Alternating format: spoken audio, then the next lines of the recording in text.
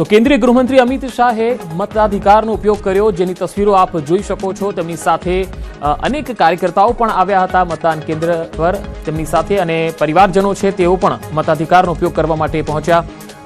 એમના દીકરા જય શાહ છે તેઓ પણ મતાધિકારનો ઉપયોગ કરવા માટે નારણપુરા પહોંચ્યા, તેમણે પણ મતદાન કર્યું। અમિત શાહે પણ મત આપ્યો અને ત્યારબાદ તેઓ અહીંથી નજીક જે મંદિર આવેલું છે કામેશ્વર મહાદેવનું, ત્યાં દર્શન કરવા માટે પહોંચ્યા હતા। મંત્રી અમિત શાહ મતદાન તેમના દ્વારા કરવામાં આવ્યું છે અને ત્યારબાદ તેઓ મંદિર પહોંચ્યા છે અને ભગવાનના દર્શન તેમના દ્વારા કરવામાં આવ્યા છે। પરિવારજનો સાથે તેઓ પહોંચ્યા અને પોતાના મતાધિકારનો ઉપયોગ કરવામાં આવ્યો છે। આ સાથે તેમના દ્વારા કદાચ આવનારા સમયમાં વાતચીત પણ કરવામાં આવશે, ચૂંટણીલક્ષી વાતચીત કરવામાં આવશે અને મતદારોને અપીલ પણ કરવામાં આવશે કે મતદાન કરવામાં આવે અને વધુમાં વધુ લોકો મતદાન કરે તે પ્રકારની કદાચ આવનારા સમયમાં અપીલ પણ કરવામાં આવી શકે છે। પરંતુ તે પહેલાની તસવીરો કે જ્યાં અમિત શાહ મંદિર ખાતે પહોંચ્યા અને મંદિરમાં ભગવાનના દર્શન કરવામાં આવ્યા, ત્યારબાદ હવે તેઓ પરિવારજનો સાથે આગળ વધી રહ્યા છે અને કદાચ થોડી જ ક્ષણોમાં તેઓ વાતચીત પણ કરી શકે છે। હવે વલસાડથી અહેવાલ આવી રહ્યા છે। વલસાડ જિલ્લાના ગ્રામીણ વિસ્તારોમાં મતદારોમાં ભારે ઉત્સાહ દેખાઈ રહ્યો છે। કપરાડાના અંતરિયાળ વિસ્તારમાં વહેલી સવારથી મતદાન થઈ રહ્યું છે અને મતદાનને લઈને મહિલાઓ યુવાઓમાં ભારે ઉત્સાહ છે। મતદાન મથકો પર લાંબી કતારો હવે દેખાઈ રહી છે। વલસાડમાં સવારથી જ મતદારોમાં ઉત્સાહ દેખાઈ રહ્યો છે, ખાસ કરીને ગ્રામીણ વિસ્તારો, જેમાં વલસાડ જિલ્લાના જે અન્ય તાલુકાઓ છે તેમાં પણ મતદારોમાં જબરજસ્ત ઉત્સાહ દેખાઈ રહ્યો છે। આ તરફ જેતપુરની વાત કરવામાં આવે તો જેતપુરના જૂની સાંકળી ગામે 95 વર્ષીય વૃદ્ધાએ મતદાન કર્યું છે।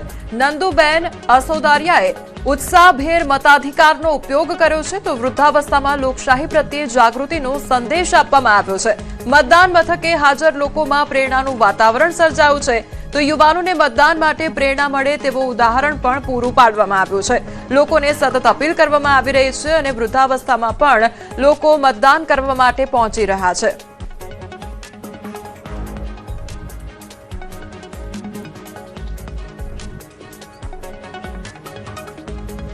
હવે વાત અમદાવાદની। અમદાવાદના વાખણા જીબી શાહ કોલેજ કોંગ્રેસના ઉમેદવારની સામેનું બટન કામ ન કરતું હોવાનું વાત સામે આવી છે। કોંગ્રેસના ઉમેદવારો દ્વારા લેખિતમાં અરજી પણ આપવામાં આવી છે, જેમાં કહેવાયું છે કે અહીંયા જે ઈવીએમ મુકાયું છે તેમાં કોંગ્રેસના ઉમેદવાર સામેનું બટન કામ જ નથી કરતું।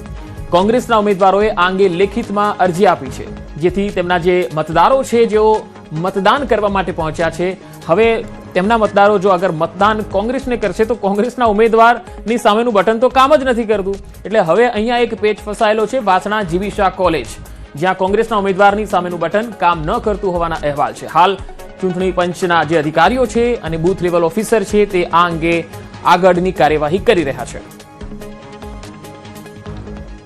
તો ગાંધીનગરના અડાલજમાં મતદાનને લઈને લોકોમાં ભારે ઉત્સાહ જોવા મળી રહ્યો છે।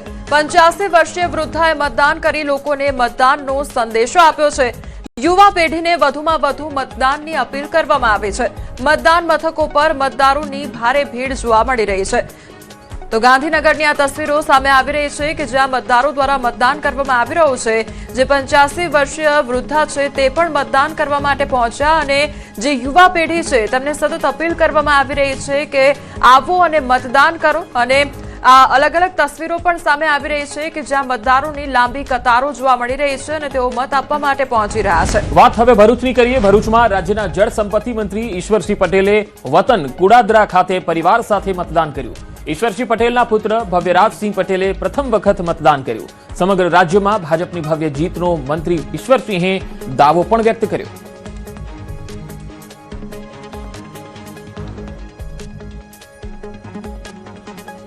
તો ભાજપની ભવ્ય જીતનો દાવો કરી રહ્યા છે મંત્રી ઈશ્વરસિંહ પટેલ અને તેમણે પરિવારજનો સાથે મતદાન કર્યું। મતદાન કેન્દ્ર પર પહોંચ્યા, તેમના પુત્રએ પણ મતદાન કર્યું।